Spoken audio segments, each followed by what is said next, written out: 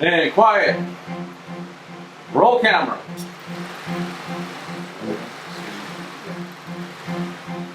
And action. Hello and welcome to Behind the Rabbit Reviews. I'm Jason Godby. I love film, the art form and the physical medium of celluloid. I love the look and the feel of it. There's just something about shooting on film that elevates a story. As a director, I've made 2 movies on 16mm using Kodak Eastman 7222 XX negative black and white film, a stock that is now discontinued. I love the look of 16mm and other film stocks, but I haven't shot anything on film in over a decade, mainly because it's labor intensive and time consuming and so bloody expensive. So what do you do if you're a filmmaker who loves the look of film but just can't afford it? You do the next best thing. You shoot digital but use a film emulation software to get the look you want without the headache and the expense. Dehancer is a new film emulation software plugin with over 60 film profiles and realistic film effects. Recently, the people from Dehancer reached out to us and asked if we would give the product an honest review. They offered us a free license of the software to use for a limited time. They do not get to preview this video or have any say in its contents whatsoever, and this video is not sponsored. The process of using Dehancer is easy. You simply download the plugin from the Dehancer website and install it on your computer. It should automatically appear in your editing software. As of the time of this review, Dehancer has plugins for Final Cut Pro, Adobe Premiere Pro, After Effects, and DaVinci Resolve, as well as photo editing software like Photoshop and Lightroom. I use Final Cut, and at first I did have some difficulty getting the plugin to work, but after a bit of back and forth with Dehancer's support team, I managed to get it up and running. You can try out the software for free, but you will get this watermark on your footage. To remove the watermark, you simply pay for the license and you're good to go.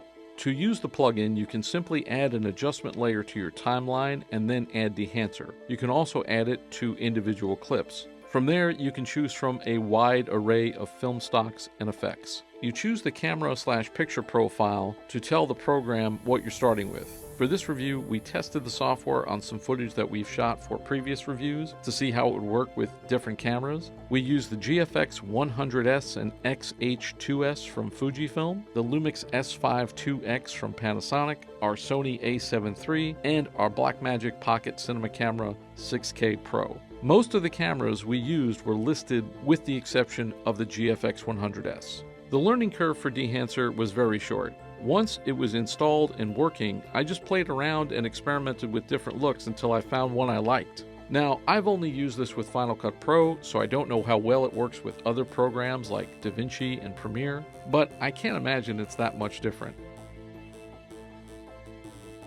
To choose the right film emulation, it does help to know a little bit about film stocks, and finding the right one can take a while. I used film stock emulations that seem to blend well with the colors coming out of the camera. For the Fuji cameras, I used a Fujifilm stock, which worked really well, and I also used a couple of Kodak film stocks. On some of the stocks, you'll see D for daylight or T for tungsten. For the footage we shot outdoors, I used a daylight stock. Some of the stock numbers will list their ISO or ASA. So if you're shooting footage shot on a bright sunny day, you'll want to use something like the Kodak Vision 3 50D stock. And for something shot in low light or indoors, you can use an 800T stock. Dehancer has a grain effect that adds grain to your footage, offering different size grain depending on the stock. You can see the difference between 8mm, 16mm, 35mm, and 65mm. I found adding the grain effect worked better in smaller amounts using a custom setting. Otherwise, the grain looked more like digital noise. When you watch a film shot on film, you don't really notice the grain. Adding a film emulation will give you a certain amount of texture already, so you may not need to add grain unless you want it to look grainy.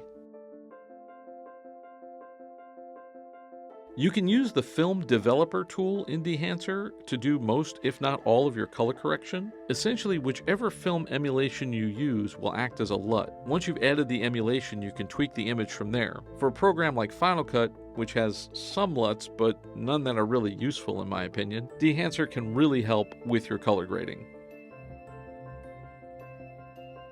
The Overscans show you these film sprockets, which is kind of fun. but since they don't look like what you'd get if you shot actual film, you can crop them out and use the Overscan as a framing guide. I found it really works well for the 4:3 aspect ratio.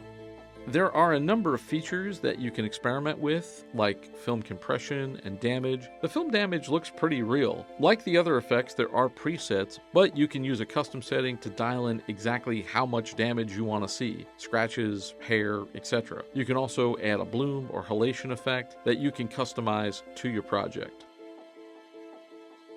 To get the most out of Dehancer, I recommend shooting in a log profile. Panasonic, Sony, Canon, and Fujifilm all have their own form of log. For this, we used Vlog and Flog, and both work really well. I would also recommend working with higher resolution video. We used both 1080p and 4K footage, but I think the 4K looks better.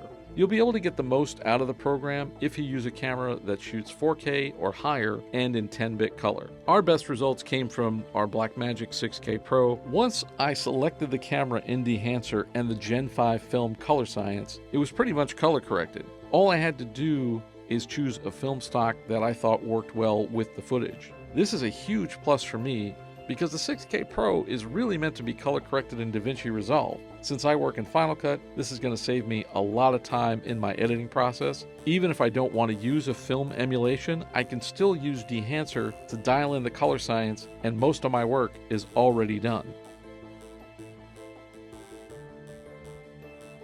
Without a side-by-side comparison, it's difficult to say if Dehancer looks like the film stocks it emulates. It also depends on the footage that you're modifying with it. I don't know if it looks exactly like film, but it definitely looks filmic or filmesque. At the very least, it adds a film look to your footage and makes it look less digital and more cinematic. Dehancer is a really powerful tool. I found it very intuitive and easy to use, and I'll definitely use it in the future. The hardest part is deciding which film emulation and effects work best for your project. Of course, I would love to shoot another film on film, but for now, I'll use Dehancer. Thank you for watching. Please like and subscribe for more content.